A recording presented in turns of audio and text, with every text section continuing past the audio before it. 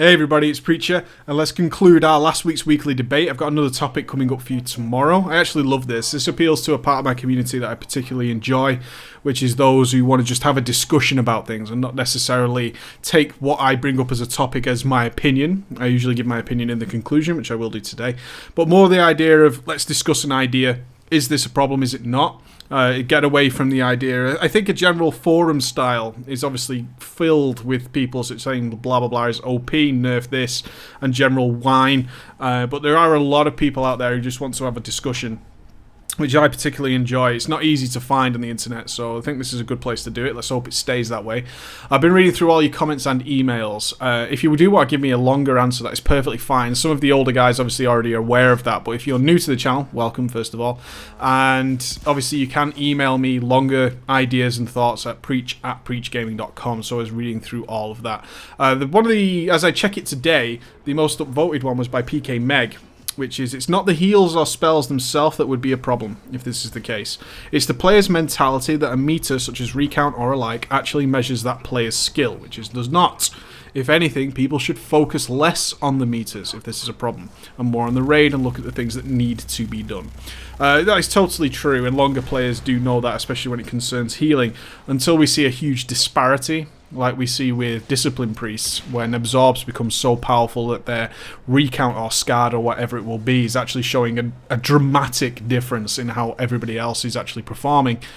Overall, healing meters are generally quite useless. It was cool that a lot of you checked the links I posted as well, which was the world of logs of the amount of overhealing that goes on in a raid. And I think this is also testament to Paragon as well, who are fully aware of the situation. In fact, they had Jazrun, I hope I pronounced his name correctly, who managed to solo heal Garrosh Heroic, and people were like, oh my god, how can you do that? Well, it depends on how the fight works. There's so much healing and passive healing that goes out now that is actually just overhealed and wasted, that when you take into account that can we survive the burst phases, which is generally the areas where we require a lot of healers, then we can actually get away with many reduced heals, because the fact is healers are now putting out tremendous amounts of HPS that actually gets lost in the mire because it's all done by overhealing, and smart heals are covering so much damage that not necessarily needed that 150k heal. A smart heal, say Prayer of Mending, will seek out somebody who has 10k health deficit and then go ahead and heal them for 150,000 HP, which is just lost in the ether. So when you actually take away healers, what you'll find is the less smart heals covering that damage actually allows the pure healing of a single person to actually come out and shine, and to actually do its full potential. And then we start seeing people pushing, say, 300k, 400k HPS on some occasions, and that is just absolutely crazy because of how much healing is being lost into the game and just disappearing because overhealing and mana problems are just such a little concern. Some other interesting topics came up is that smart heals can require thought to utilize, depending on how they are designed, given the nature, no pun intended, of. This was from Nate Schrager, by the way. For example, wild growth with its shorter range after the primary target is selected, one must be aware where the people they are standing and who will get those heals. I think more smart heals should have range restrictions lower than 40 yards, so that you have to think about how that healing will spread, bounce, or propagate. Totally correct. This is why a lot of people take the glyph on the Monks of Renewing Mist. Fact of the matter is we want to cover as much of the raid as possible. We're going to be firing out this smart heal regardless. It's part of our rotation. As such, we take this glyph to ensure that we're actually covering everybody, because it actually reduces. The glyph is an actual thought reduction process. A lot of people don't realize that's how that glyph works. It's a complete reduction in the thought process required for heals, because increasing the range and telling it to go and seek further out people is actually telling that spell, hey, you know what, you have the full raid to play with, I just want you to go and do your thing. Because quite frankly, although you do primarily most of my healing, I actually just want you to be everywhere so I can use my uplift, and I want you to be seeking people out who are taking damage, because those are the people who need to do it. Yeah, so many different variations on smart heals. Now, my conclusion on this subject is that we actually need these. A heal rotation is not a bad thing. It's not a bad thing. Some of you will know I was a healer primarily through vanilla. I was a priest, a holy priest, and I'm actually one of the very rare discipline priests who understood the sort of appreciated the power of the absorbs A lot of people just went for healing meters. And back then I was always of the opinion is like healing meters were garbage, which was a difficult thing to convey during vanilla. And as such, I was one of the earlier discipline priests. I saw the power that actually was contained within power infusion. And I always gave it to the best mage. There was actually an interesting topic there which we could discuss about buffing weaker DPS to bring them back on par with other people, which I obviously sort of recognised early on that is not the problem. If we can make a better player better, that is much better and much more beneficial to the raid than making a weaker player average. Which was the idea that I brought on, which is why I went discipline during Naxxramas and Courage 40. Smart heals are actually fine because they give us something to do. I was looking back over the vanilla healing videos that I do have. I'll put them in the background. They're terrible. I was an awful player back then. I was still learning. I was more interested in the mechanics than the gameplay. Still a clicker. But what I can notice is that I basically use 3 buttons. And I only used those 3 buttons when somebody needed healing. I had my flash heal, I had my heal, rank 2, represent, and my shield, power word shield.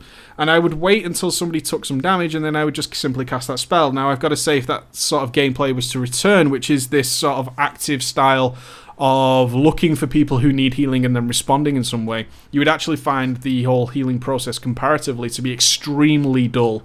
A really, really dull process. If we look at, say, a Holy Priest right now, you'll notice they're using a combination of 7 or 8 spells, keeping a certain amount on cooldown, and then filling in where appropriate with the other ones. We're still using our heal, we're still using our greater heal, but we're also throwing in Circle of Healing, Prayer of Mending, we're also throwing in Cascade, we're also throwing in tons and tons of other spells. Lots and lots going on there, which, if they were to be taken away, our healers would be stood around waiting for people to take damage. Now, that's not to say they'd be waiting very long, but when your response to that is just heal, flash heal, or greater heal, whatever your equivalent might be for your class, it's actually extremely dull. One of the great reasons I enjoy playing the Mistweaver is it's just a ton of fun. There's always something to do, and in fact, those things to do are actually very enjoyable. Keeping Chi Torpedo on cooldown is not a boring thing to do because it looks cool. I have fun. I'm shooting across the room, and because I'm not having that sort of deliciousness of actually just looking at the boss and DPSing him and watching down for my buttons and making sure I'm maximizing myself in all kinds of ways, I'm responding to grid primarily. Is that doing things that look cool and are fun, spinning crane kicks or whatever it might be, are actually just great. They're actually just a ton of fun. Without this smart heal filler, is what I'd like to call it, our smart heal filler, the healing style is actually extremely dull, and you start suddenly realizing how little you're actually contributing other than just keeping people alive, which is actually a really good design, is that we moved away from that, and now we're starting to do a lot of things in between time and contributing and doing some DPS. I hate healers who just stand around and wait for damage and don't try and contribute something to the raid, and we're now starting to see that work in a really wonderful way. One of the big problems I would say is that smart heals are definitely far too powerful. Now, that's not to say all of them as a generalization. What I would say is that certain spells are far too powerful, and I think the Shaman is the one that's falling definitely into this trap. Healing Stream Totem and Healing Tide Totem are considerably too powerful for what they are. They are just one-button spells that are contributing so much of your healing, and they're actually not on a large cooldown. These are spells that we're pressing reasonably regularly, not something that's like a 6-second cooldown, but every 30 seconds we're firing off this spell. It's not difficult to manage, and that one spell is doing all the work for us, and I think that is a terrible, terrible design. So we've got to look at these spells individually and see what they're doing. Prayer of Mending is another one. I mean, Prayer of Mending tends to be a spell that you fire at the tank, and then you just let it go and do its own thing. It's just an instant cast heal, and the extra that it does is just on top. That's poor design considering how powerful that spell is. It's extremely powerful. I would also look to weakening the power of things like Healing Rain and Power Word. I want to say it's Sanctuary. Power Word Sanctuary. If I get that wrong, I apologize. And Efflorescence. But if we did that, I would like those spells not to be as powerful. If you look at my Resto Druid guide, you'll see you have to keep Efflorescence down 100% of the time because it's just so much healing. The problem is then that we have to weigh in the mana cost of it. The old problem with Power Word Sanctuary, again, forgive me if I get that wrong, is that it was so expensive it just wasn't worthwhile. As great as a spell it was just too damn expensive. If we have spells that are nice and cheap, very, very cheap, such as Efflorescence is, but doesn't do that amazing amount of healing, and then we can fire and forget it, and we can say we're doing enormous amounts of healing because of this one spell that is picking and choosing people who it wants to heal. That for me is a little bit of a problem. I think that does take away from a lot of people, is that if we're just firing this one very cheap, very efficient spell that's doing so much healing, we're talking very little mana cost for huge rewards, and our big problem is where our people stood. Which some people, let's not get it wrong here, some people do still struggle with that. The other backside of this is smart heals are kind of mandatory to the game now, and we can't get away from that. The smart heal design, the fact that our heals are doing the work for us, is actually quite a mandatory part of the game, considering a huge majority of the player base is doing content and not playing to the best of their ability by any means. Those are guys who are doing the LFRs every single day. You see them all day, every day, and we still die in LFR.